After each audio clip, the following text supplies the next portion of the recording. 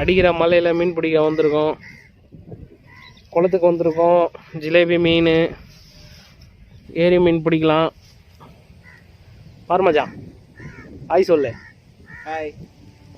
சூப்பரே. குளத்தை பாருங்கள் காய்ஸ், என்றைக்குமே ஆறாத குளம். நல்லாயிருக்கும் இங்கே மீன். நல்லா ஜிலேபி பண்ணியிருக்கேன். ஒவ்வொரு புழுவும் பெருசாக இருக்குது மச்சான். இதா பார்த்தீங்கன்னா புழுவை கோக்குறோம். நம்ம மெத்தடில் போட்டு புழுவை. மழை வேறு வருது காய்ஸ், ஃபோன் வேறு நினையுது.